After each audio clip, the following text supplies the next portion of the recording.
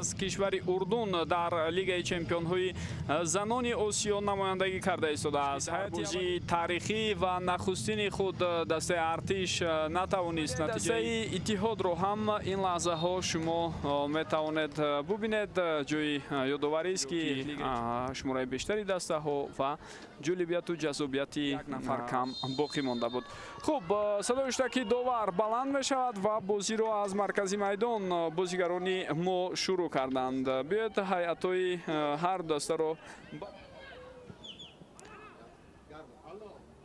هجومی دسته اتحاد این لحظه های ادامه می‌یابد. وضعیتی خطرناک است و علاقه دفاعگران دسته ارتش هم باید خوب باخبر باشند و در لحظه بعدی خوف و خطر را سری وقت برطرف کنند. وضعیت خطرناک است، امکانیتی بهترین پیدا شد اما اینک رسولی نوبتی توپ و ببینید که چگونه خطرناک این اصلا از ضربه کنجی از کنار چپ گزارش نوبتی بازیگری دسته اتحاد و اینجا اکنون ببینید این حالت و ببینید اینجا اکنون چگونه وضعیتی خطرناک به میان می آید. زود توپ رو به بازی در آوردن بازیگران اتحاد. اینجا باز یک ضربه دیگر و این وضعیت رو کشورهای شرقی آسیا حتی در قیاس با همسایه کشورهایمان هم اندک ضعف خود را دارد. اینجا وضعیت خطرناک با اشتراک بازیگران دسته اتحاد و در دقیقه 16 هم حساب شده می شود. یک ترکیب بارایی بسیار دیگر می توانید ببینید از مرکزی میدان چگونه این حمله راه اندازی شد. پرتافت توپ به کناری چپ، دفاعگران سری وقت نتوانستند پیش راهی ضربه راست به سمت دروازه بود و این کنار چپ خالی مانده است و پرتافت محض به همین سمت انجام داده شد. وضعیت خطرناک است. اینجا اکنون حساب 2-0 می شود. در آغاز دقیقه 20 رقابت توجه کنید به خالیگی زیاده که در این کنار باقی گذاشتند. اشتباه میکند جانانه قربان و ببینید که اینجا اکنون چی فرصت باز یک پرتافت دیگر و دروازه‌بان ما در پرتافت به کناری راست اینجا گذاشت و ببینید که ضربه هجومی دسته ارتش اینجا ادامه می‌یابد. فرصت ضربه زنی هست، ضربه رو هم می‌بینیم اما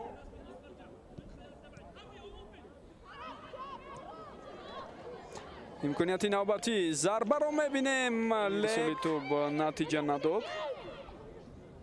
باز یک بار دیگر و این دفعه اکنون ضربه بود است. دویم جریان دارند. حالا روزی گلی حسن با توپ پسیو وضعیت خطرناک اما ضربه سعودی دویم است. آنها دو امتیاز دارند.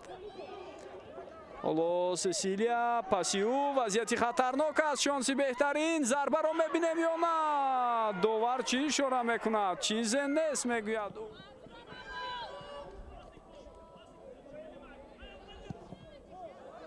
و این لحظه ها اکنون ما طور میبینیم یک هجوم دیگری خطرناک بازیگران اتحاد به آن آورده میرساند که پرتافت به کناری او توپ را قبول میکند، از یک دفاعگر میگذرد، سپس با پای چپ ضربه را طور اجرا کرد که ضربه رو دیدیم و این گل دوستان گرامی، نخستین گلی دسته ارتش در لیگ چمپیون های زنانه آسیا است و همزمان با این یک گل تاریخی در فوتبال باشگاهی تاجیکستان ما اولین گل رو هم میبینیم.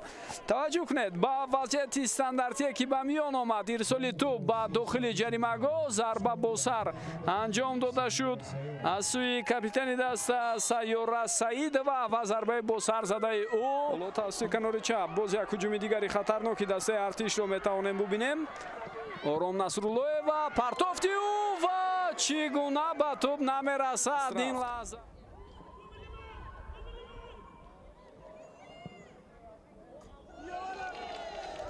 و ببینید اکنون رقیب در دقیقه 81 ضمن راه اندازی این هجوم خود чӣ гуна ба задани гол даст ёфта истоданд. Марҷуна Саидова натавонист пеши роҳи ӯро бигирад ва баъдан зарбаи бисёр ҳоло боз як ҳамлаи хатарноки дигари бозигарони дастаи Иттиҳод ва сари вақт пеш баромадани дарвозабон.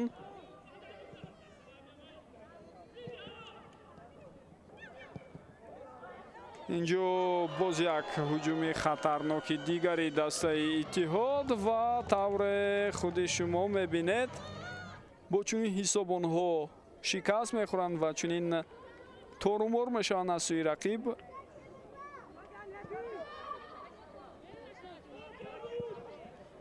боз як ҳуҷуми хатарноки дигари дастаи Артиш ва инак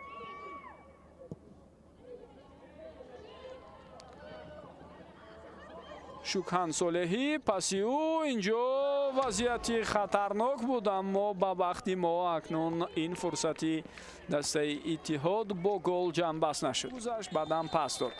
бо ҳамин тамом дӯстони гиромӣ, садои ниҳоиштаки довар баланд мешавад ва рақобати даври дуюми марҳилаи гурӯҳӣ дар Лигаи Чемпионҳои Занонаи Осиё